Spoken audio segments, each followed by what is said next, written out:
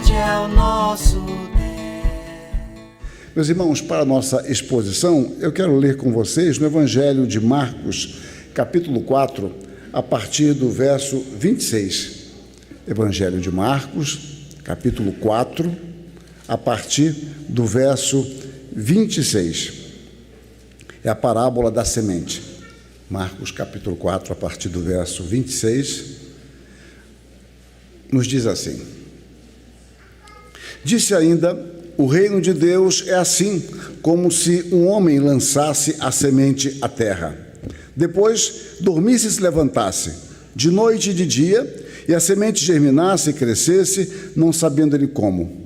A terra por si mesma frutifica, primeiro a erva, depois a espiga, e por fim o grão cheio na espiga.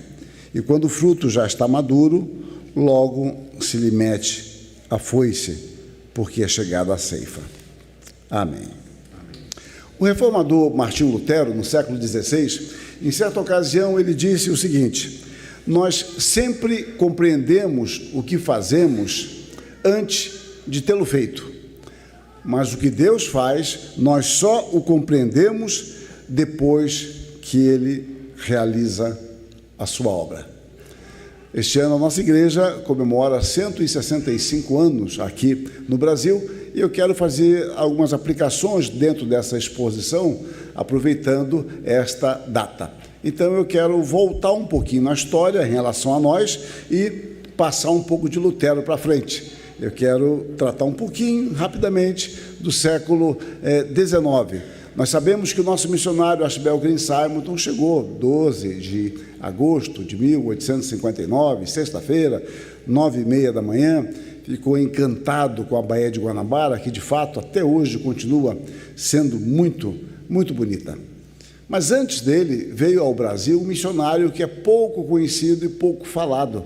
8 anos antes de Simonton, chegou um missionário chamado James Coley Fletcher. Fletcher era um presbiteriano, só que ele não veio ao Brasil para estabelecer igreja.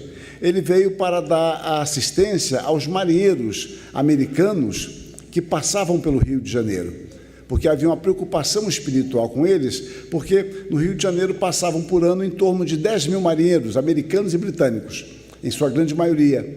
Então, ele veio como uma espécie de capelão trabalhar, dar assistência a estes homens. Então, ele trabalhou como membro ou como agente da Sociedade Americana de Amigos dos Marinheiros. E ele fez um trabalho grandioso quanto a isso. Entendam que o trabalho dele era em inglês, ele não falava, ele não veio falando, nem era o trabalho dele evangelizar brasileiros. Mas ele se torna agente da Sociedade Bíblica Americana e começa a viajar pelo Brasil distribuindo Bíblias. Ele teve um grande trabalho quanto a isso. E devido à insistência dele, a Sociedade Bíblica Britânica enviou um homem lá de Liverpool para estabelecer no Rio de Janeiro o primeiro depósito de Bíblias, um homem chamado Richard Corfield. Então, isso tudo devido ao trabalho dele. O James Coley Fletcher era um homem muito inteligente, muito culto, e ele reescreveu, a pedido do autor, um autor metodista, ele reescreveu uma obra que se tornou famosa, e ela ainda é muito lida e importante, que é chamada O Brasil e os Brasileiros. Então, quem estuda o século XIX, os costumes brasileiros, esta obra é muito importante. Então, Fletcher era um homem de classe média alta, um homem rico. O seu pai era banqueiro, e ele estudou em boas escolas nos Estados Unidos, na Suíça, na França. Ele era um homem muito culto, sabia se relacionar em todos os níveis da sociedade, e foi assim que ele se tornou amigo de Dom Pedro II. E essa amizade vai trazer benefícios para a igreja mais à frente, que não me cabe aqui analisar. Mas, em julho de 1852, ele escreve uma carta ao seu pai. Ele está aqui no Brasil, ele é jovem, 28 anos, e veio sabendo que era muito arriscado vir para o Brasil por causa de uma questão epidêmica. No Brasil graçavam a febre amarela e a varíola, isso na década de 1850, mas ele veio assim mesmo. E agora ele escreve uma carta para o seu pai, uma carta grande, e eu quero ler apenas 2 linhas desta carta. Ele diz o seguinte: pode ser que não vejamos convertidos por anos, Mas ainda assim, devemos aprender a trabalhar e esperar, e no tempo próprio colheremos, se não houvermos desfalecido. É interessante a visão dele, que ele crê que haverá conversão aqui no Brasil, mas ele não veio fundar a igreja, mas ele cria nisto. Ele nem poderia imaginar que 8 anos depois viria Simonton, que ele não conhecia, embora os dois tivessem estudado na mesma escola de Princeton, seminário de Princeton, em períodos diferentes. E, de fato, meus irmãos, depois ele viu isto, porque ele pôde pregar na igreja do Rio de Janeiro, mais tarde, quando ela foi organizada, em 1862. Mas o princípio meu aqui estabelecido, muito simples, é que muitas das coisas mais importantes da vida, nós não vemos o processo, nós percebemos pontualmente o desenvolvimento, e nós olhamos e falamos, olha, já chegamos aqui, olha como o tempo passa. O que eu ouvi bastante aqui das pessoas, quando eu começava a contar coisas de 40 anos atrás, nossa, aí um puxava a lembrança do outro, é mesmo, aquela igreja, aquela congregação, olha, tem 20 anos, etc. Olha, o tempo passa, mas a gente não vê o tempo passando, mas a gente percebe pontualmente. Dito isso, isso me conduz ao nosso texto. Na parábola contada por Jesus Cristo, a parábola da semente, há ligações e lições semelhantes. Deixa eu recuar um pouquinho no período interbíblico. Entre o Antigo Testamento e o Novo Testamento, aquela folhinha em branco ali, ela denota um período de quase 400 anos. Então, entre Malaquias e Mateus, há um período de 400 anos, digamos assim, grosso modo. E, neste período, Deus não levantou nenhum profeta. É chamado, às vezes, de período silencioso, que é o período interbíblico. E a compreensão que se tem é que quando Deus se cala, é porque há um juízo, o silêncio de Deus. E havia a amargura nessa literatura não inspirada, que se referia por vezes assim, olha, tal fato não acontecia desde o tempo dos profetas. E agora eles creem que eles podem apenas ouvir o eco da voz de Deus. E esse eco da voz de Deus, os rabinos diziam que era por meio da interpretação que eles faziam do Antigo Testamento. Então, há um silêncio de Deus, período de juízo. Isto é agravado pelo cenário político. Israel passou pela mão de vários dominadores, pelos babilônios, persas, gregos, sírios e, finalmente, pelos romanos. Então, eles estão sempre na mão de alguém, sempre na mão de um pagão e aguardando a vinda do Messias. Surgem 2 grupos curiosos neste processo. Surge o grupo dos zelotes. Esses zelotes são assim chamados pelo seu zelo para com a lei de Deus. E eles tentavam trazer o reino de Deus. Eles, em sua expectativa, se negavam, por exemplo, a pagar impostos a Roma, entendendo que isso era uma blasfêmia. Surge um grupo mais radical ainda, o grupo dos sicários, que eram assim chamados por causa das adagas que eles carregavam. Eles eram uma espécie de guerrilheiros. Eles eram guerrilheiros que atracavam tropas romanas. Isso gerava grandes problemas, porque os romanos eram bastante tolerantes sob o seu domínio. O que eles não toleravam eram reações, então eles endureciam a sua política. E estes homens, então, matavam romanos e matavam judeus que eles achassem que estivessem cooperando com os romanos. Todos esses homens, meus irmãos, na realidade, eles queriam trazer o reino de Deus. Eles queriam que o reino de Deus viesse. E reino de Deus, para eles, era trazer o Messias, que é categorizado de várias formas, mas a forma prevalecente era de um rei com uma espada flamejante que viesse destruir, expulsar todos aqueles invasores. E Jesus Cristo conta esta parábola do reino, mostrando que o reino de Deus tem uma dinâmica diferente. E no meio dos seus ouvintes, sem dúvida, havia zelotes, isso é certo, e possivelmente havia os sicários. E se não havia diretamente membros destes grupos, havia amigos, partidários, simpáticos a esta ideia. E Jesus Cristo, então, ele desconstrói esse tipo de ideia e mostra uma compreensão totalmente diferente da implantação do reino. E eu quero expor esse texto nesta noite sobre essa dinâmica, a dinâmica do reino, sobre essa temática, a dinâmica do reino. Qual é o dinamismo próprio do reino? E Jesus Cristo vai nos mostrar aqui no verso 26 que Deus usa na implantação do seu reino graciosamente homens. O verso diz assim, o verso 26, o reino de Deus é assim, como se um homem lançasse a semente à terra. Ele usa uma figura muito simples, todos conheciam essa figura. Mas o que tem a ver o reino com um homem lançando a semente à terra? Ele vai começar a nos mostrar que o reino de Deus não é a igreja, mas o reino de Deus se agencia por meio da igreja. E quando nós vamos ver a explicação desta parábola que o próprio Senhor Jesus Cristo faz e comparar com outras parábolas, vamos entender melhor. Na explicação da parábola do semeador, por exemplo, Jesus Cristo vai nos dizer que o semeador semeia a palavra. Então você entende aqui, semente associada à palavra. Na narrativa de Lucas, Jesus é mais enfático. A semente é a palavra de Deus. Pedro, um dos seus ouvintes, mais tarde, quando escreve a sua primeira epístola, ele vai nos mostrar que nós fomos regenerados, não de semente corruptível, mas de incorruptível, mediante a palavra de Deus, a qual vive e permanece para sempre.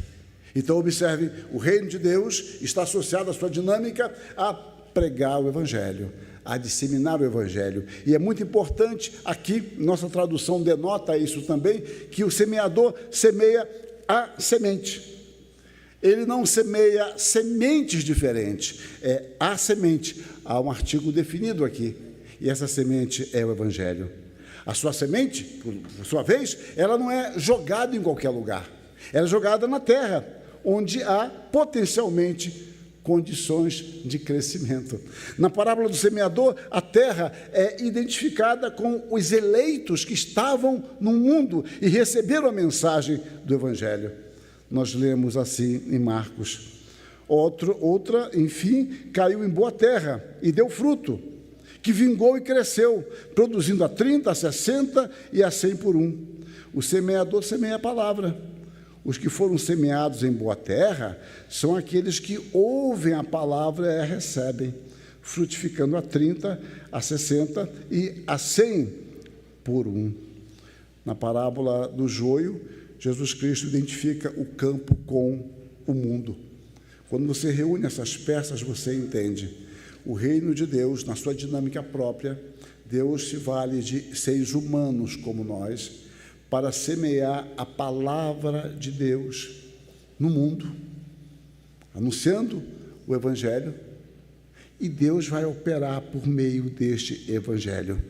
Nós temos, então, uma dimensão do trabalho da igreja, semear a semente do Evangelho no mundo. Agora, entendam, não apenas num lugar distante, e não apenas próximo de nós. O nosso mundo é justamente o lugar, o âmbito do nosso trabalho. E nós podemos, então, observar que os grandes eventos começam, por vezes, com coisas muito simples. Eu quero saber sobre o reino de Deus. Bom, o reino de Deus é assim. É semelhante a um homem que semeia a palavra. Um outro aspecto que Jesus Cristo desenvolve aqui sobre a dinâmica do reino é que este reino, ele cresce de forma sistemática, ainda que muitas vezes imperceptível a nós. No verso 27, ele nos fala da limitação humana. Esse homem não sabe como acontece, ele ignora o seu crescimento. Nesse mesmo verso 27, apresenta uma ideia de rotina, igual filme, não aparece às vezes, você está vendo um filme e quer mostrar dias, semanas depois, às vezes passa a noite rapidamente, coloca uma nuvem e tal, aí você já entende. Aí depois vem um letreiro lá, 10 dias depois, 3 anos depois, ou 5 anos antes, às vezes acontece isso em alguns filmes. A ideia da palavra aqui é essa, de uma sucessão de fatos, porque diz que esse homem dormiu, se levantou de dia e de noite, dando a ideia que este homem semeia a semente e ele trabalha arduamente, ele não está ocioso, ele tem que cultivar a terra, tem que adubar essa terra, tem que molhar esta semente, jogar água, cuidar dela, cuidar das ervas daninhas. A ideia de um processo, à noite ele dorme, de manhã ele acorda e vai fazendo esse trabalho tal, até que algo frutifica. Mas há um fato importante no verso 27, diz assim, como ele não sabe, é muito claro isso no texto, depois dormisse, se levantasse, de noite, de dia, e a semente germinasse e crescesse, não sabendo ele como. A nossa ignorância sobre o reino não obstrui o reino. Eu não preciso saber todas as coisas. Eu gosto de usar um exemplo muito simples, eu fico um pouco com vergonha de usar esse exemplo, mas eu uso assim mesmo, porque para mim ele é muito claro e muito simples. Eu não sei como chama em Minas Gerais, porque eu morei em tantas cidades que eu já não sei mais. Há lugar que chama de reparo, eu não sei se aqui chama reparo da descarga do banheiro. Reparo. Eu não sei porque que repara aquilo ali, mas tudo bem. No Rio tem expressões diferentes, tal, e em São Paulo também. Então, reparo. Eu sei, pela vivência, que, em média, uma vez por ano, costuma dar problemas no reparo. Aí vocês estão falando, não, minha casa não deu. Claro, na sua casa é Deca, né? Bom, eu estou falando de coisas antigas, né? Antigas, tá? Então, não sei que vamos pegar meu exemplo dentro do contexto próprio. Então, em geral, começa a vazar água, mas não externamente dentro. E você demora a perceber que é um vazamentozinho tão pequenininho, tal. Em geral, o encanador tem um macete. Ele joga a cinza do cigarro. Ali, joga a cinza, aí você vê movimentar. É mesmo, está movimentando a água. É que está escorrendo água. E aquilo é muito simples. Você tira, desliga a chave geral, né, o registro geral, tira e vai e compra um reparo. Repara e coloca. Eu já fiz isso inúmeras vezes. E quando eu tiro o antigo, eu não consigo identificar problema. Essa borracha aqui está cortada, está poída, está gasta. Eu não vejo nada de anormal. Tento colocar de novo, não dá certo. Aí eu compro uma nova. Gente, não tem nada diferente aqui. Tem a vaselina que vem. Se não tiver vaselina, você pega o creme hidratante da sua esposa, que ela não vai ficar com raiva, não. Você passa ali e coloca. Você colocou, volta a funcionar perfeitamente. Eu já cansei de fazer isso. Agora, não me perguntem por que o novo funciona e o velho não funciona. Eu não sei. Eu não vejo nada de errado com o velho, mas o novo funciona. Essa minha aplicação é muito simples, é para dizer o seguinte, eu não preciso dominar as coisas para que elas funcionem. Eu aprendi que isso funciona e dá certo de fato. O texto está nos mostrando que a ignorância nossa a respeito da ação, do poder, do meio, dos métodos de Deus, escapa à nossa compreensão. Nós não esgotamos isto. Nós sabemos apenas que Deus age por meio do Evangelho, mas como é que esse Evangelho penetra no coração do homem e o transforma? Eu não sei, eu não consigo compreender. Como eu falei esses dias, eu posso olhar para alguém e falar, esse aí está além da salvação, esse aí nunca vai ser salvo. Meu genro nunca vai ser salvo. Né? Genro é uma força de expressão, pode ser cunhado. Então, você fala para fulano não tem jeito. Não, aquele ali nunca. E Deus o transforma. E você fala, mas como é que pode? Ele ouviu uma mensagem, eu estava junto, tão simples a mensagem, mas Deus operou ali. Então, este homem está aqui, ele trabalha dia e noite semeando a semente, e a semente germina. É Deus quem faz isto. Então, a ideia é que a semente germina, cresce, frutifica, dando a erva, depois a espiga, e finalmente o grão cheio da espiga, é o que o texto diz. E no verso 28 diz que a terra por si mesma frutifica. A expressão por si mesma é de onde vem a nossa palavra automática. A ideia é de que não há nenhuma força externa visível. Essa palavra aparece aqui, e quando as cadeias foram abertas, quando Pedro foi liberto, né? Então, quem abriu essas portas? Daí a palavra automaticamente. Essa é a ideia. Eu não consigo ver um poder ali, o que aconteceu com essa semente, mas ela germinou. A ideia é de mostrar que a semente tem uma maneira própria e peculiar de crescimento. o reino, ele é de Deus. É Deus quem dá o crescimento. Os homens podem receber o reino, mas nós não podemos estabelecê-lo. Nós podemos nos recusar a entrar nele, mas nós não podemos destruí-lo. Nós podemos e devemos esperar pelo reino, orar pelo reino, buscar o reino, mas eu não posso trazer o reino de Deus. Deus não é somente o autor do reino. Deus é quem dá o crescimento ao reino. Paulo entendeu muito bem isso quando ele escreve aos Coríntios: eu plantei, Apolo regou, mas o crescimento veio do Senhor. Repare, cabe a nós o quê? Plantar, semear, mas o crescimento vem de Deus. Na parábola do semeador, nós vamos ver que Satanás tenta, aliás, na parábola do joio, vemos que Satanás tenta confundir a igreja, semeando o joio no meio do trigo.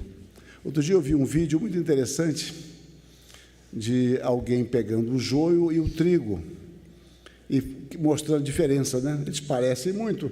E esse agricultor, eu creio que era agricultor, ele pegou o joio e esfregou na mão.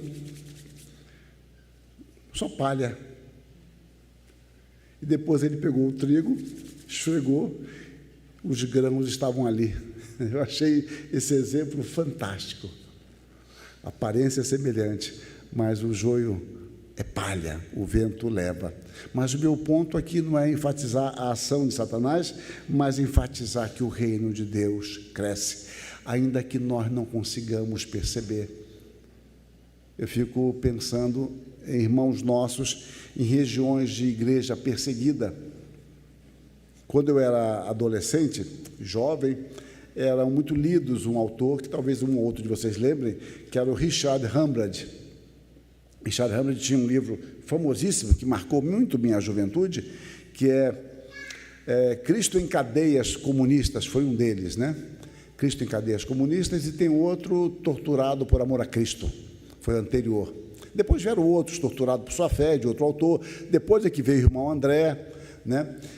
Mas aquele livro do Richard Hamblad, que ele esteve no Brasil, se eu não me engano, em 74, por aí, esteve no Rio de Janeiro.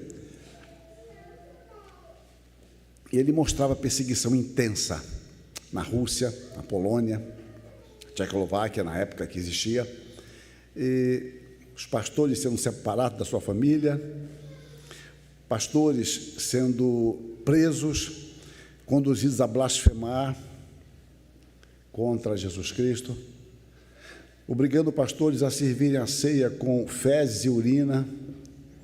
E ele conta uma história de o pai se negando a isso e um soldado apontando uma baioneta para a cabeça do seu filho.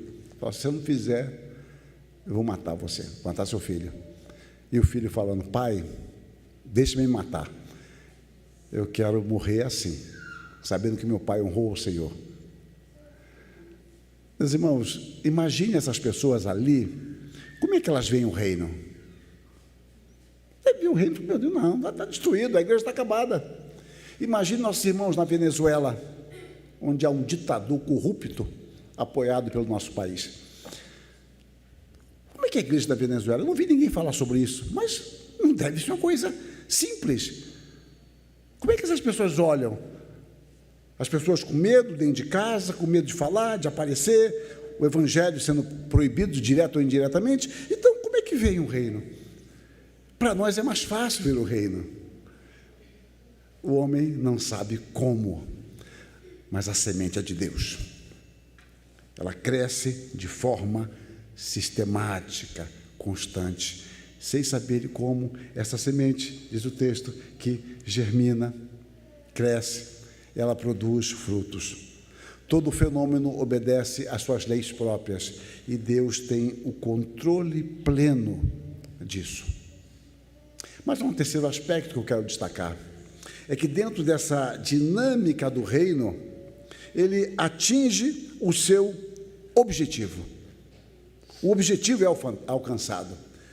O objetivo de quem planta é ver chegar o momento da ceifa, na esperança de uma grande colheita, de uma colheita abundante. Então, no Paraná, no norte do Paraná, é muito intensa a agricultura, e você vê reportagens locais sobre isso. Olha, este ano, a safra nossa, nós esperamos uma grande safra, pela amostragem que temos. Se continuar assim, se o tempo continuar desta forma, com as chuvas periódicas, no tempo certo, olha, este ano, talvez a nossa safra supere todas. Ou, outras vezes, olha, essa chuva tão intensa que tem havido, se não parar essa chuva, não sei, ou se não chover dentro de tal período, nós vamos perder 50%, 60% da safra, tal, e é um clima de tristeza quando isso ocorre, e ocorre, de quando em quando ocorre. Quem planta espera a colheita. E aqui o texto vai nos falar no verso 29, e quando o fruto já está maduro, logo se lhe mete a foice, porque é chegada a ceifa. A ceifa é quando o fruto está maduro.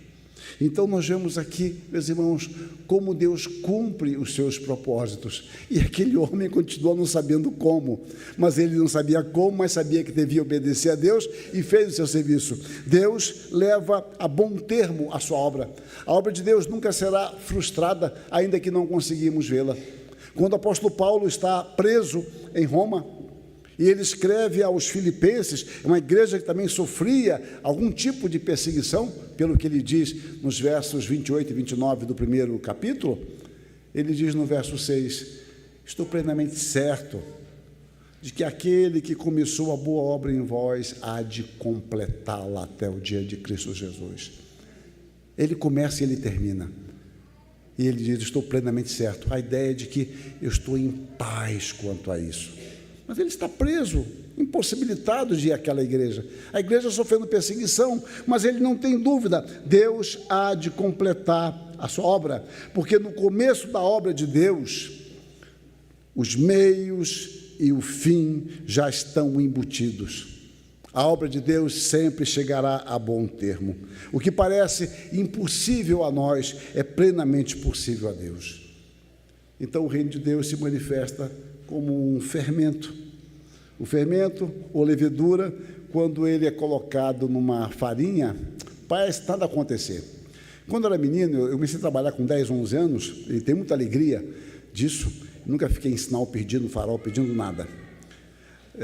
Hoje pode ficar no farol pedindo, mas não pode trabalhar. Então era muito bom trabalhar, andar de bicicleta, subir nos morros lá do Rio, e eu me lembro de fazer esponja, eles chamavam assim, antes da massa propriamente dita, era esponja. Agora imagine eu com 10 para 11 anos, via lá o padeiro colocar aquela massa na máquina, com fermento e com açúcar, coisa que eu nunca entendi, o pão de sal leva muito açúcar, mas leva.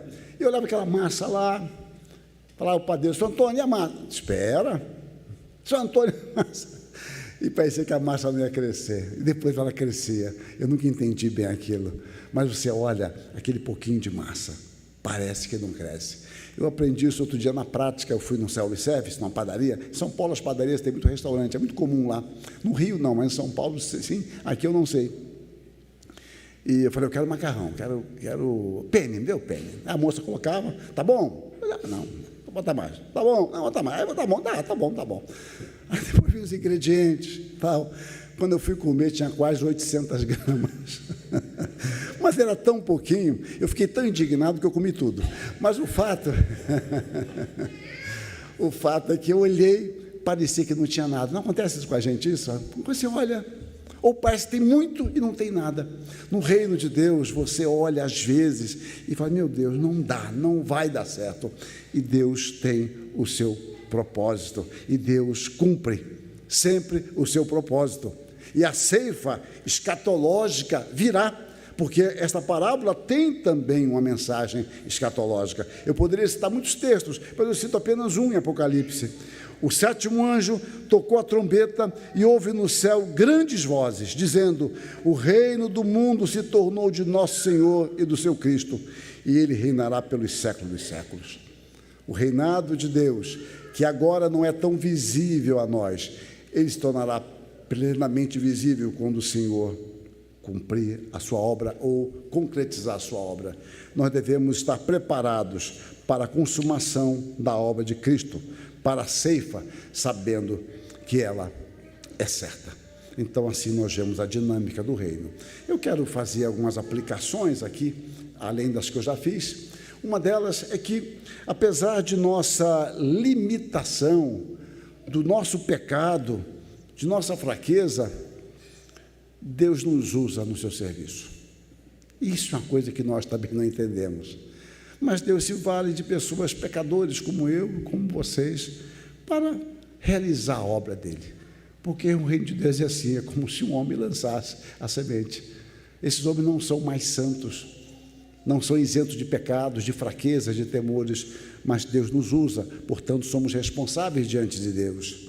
O segundo ponto é que a obra de Deus tem o seu desenvolvimento próprio que ultrapassa a nossa capacidade de compreensão. Quando nós evangelizamos, oferecemos a Bíblia, um folheto, testemunhamos a respeito de Deus, nós, na maioria das vezes, não sabemos do efeito. Se essa pessoa vai se converter mais à frente, em outro lugar, qual o impacto que aquela mensagem recebeu, aquela mensagem teve, a despeito, às vezes, de uma reação. A semente foi plantada. Nós temos que aprender a perseverar nisso, continuar o nosso trabalho. Calvino, quando fala sobre isso, ele cita Oséias, que pregou durante 40 anos. Gente, pregar durante 40 anos e não ver frutos é muito difícil, envolve perseverança. Junto com isso, nós devemos ter a esperança. Mesmo que nós não vejamos os frutos imediatos desse trabalho, a obra de Deus será realizada, porque Deus tem o controle absoluto de todas as etapas. Um outro aspecto associado a este é paciência. Não há lugar para precipitação. Quando eu era menino, eu acho que em Minas Gerais, então, que é muito mais forte do que o Rio de Janeiro em termos de plantação, mas eu me lembro do meu pai falar de comprar uma banana verde e amadurecer à força. Eu lembro disso, de enrolar num jornal. Alguém deve ter uma técnica, depois me explica essa técnica aí, de colocar no jornal para ela amadurecer mais rápido. Mas parece que nunca ficava gostosa como um amadurecimento natural. Essa é a minha impressão.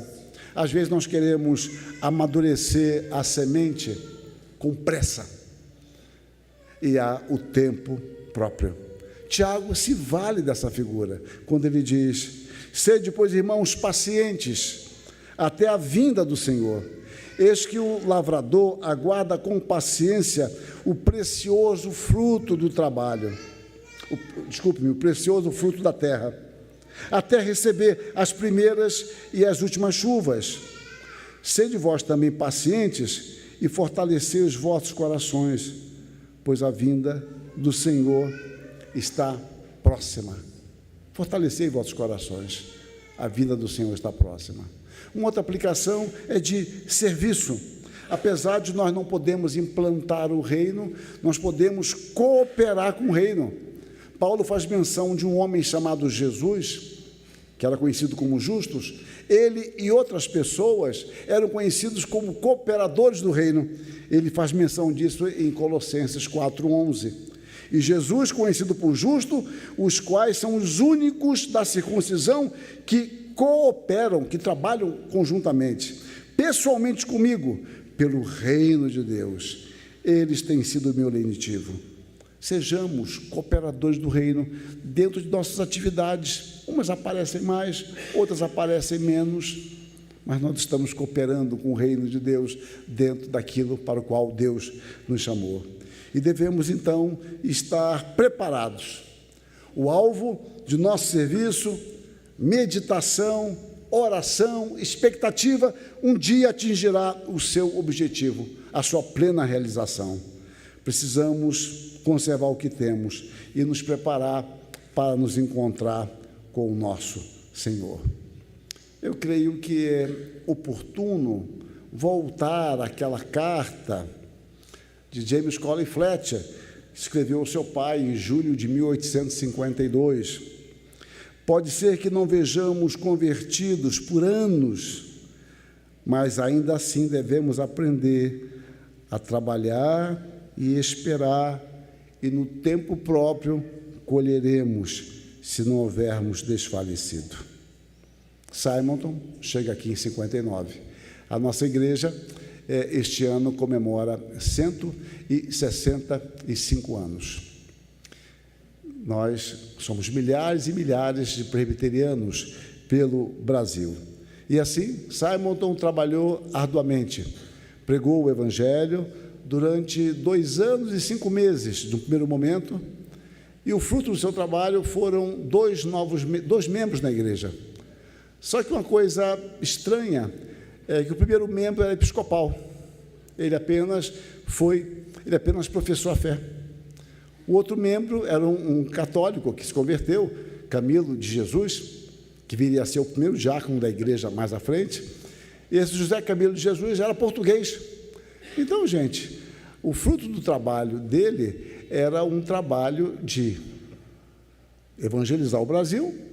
Temos um norte-americano e um português. Bom, parece que não está dando certo bem esse trabalho. Por que não vai para Portugal, então, evangelizar?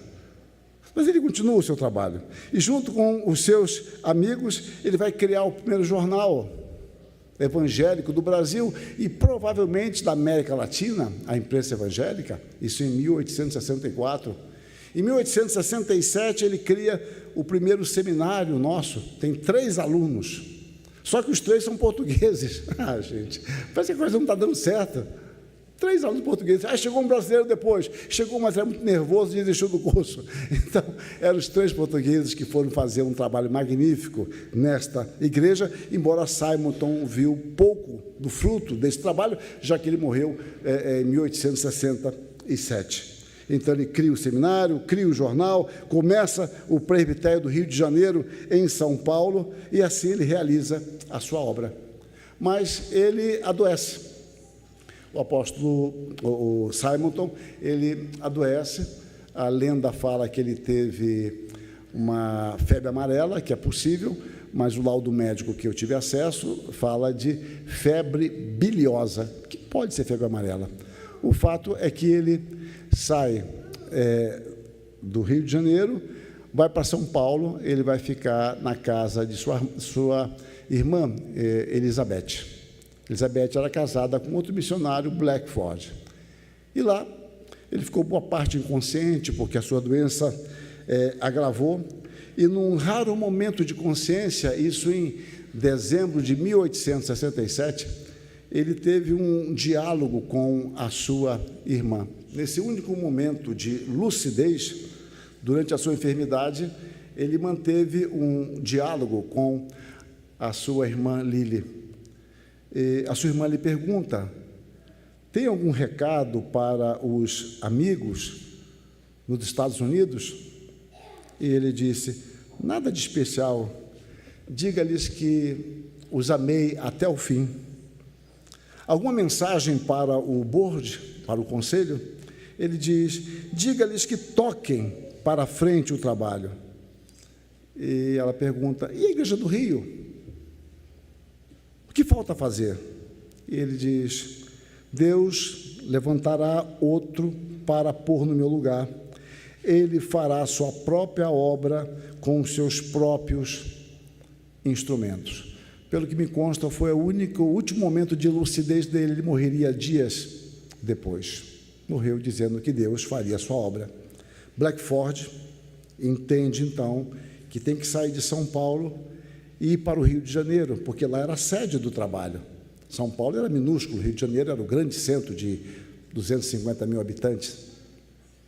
Blackford, então, registrou no seu diário com tristeza pela perda do seu amigo e, ao mesmo tempo, ter de sair de São Paulo para ir para o Rio de Janeiro. E ele registra assim: sua capa caiu sobre meus ombros e tenho de ocupar o seu lugar. Não espero fazer o que ele fazia. Queira Deus conceder-me a graça de substituí-lo para a glória do seu próprio nome. Sua capa caiu sobre os meus ombros. Se passaram 165 anos desde o início. E essa capa agora está sobre nós. Cabe a nós levar a obra de Deus avante. Porque o reino de Deus é assim. É como se um homem lançasse a semente à terra. Que Deus nos abençoe. Amém.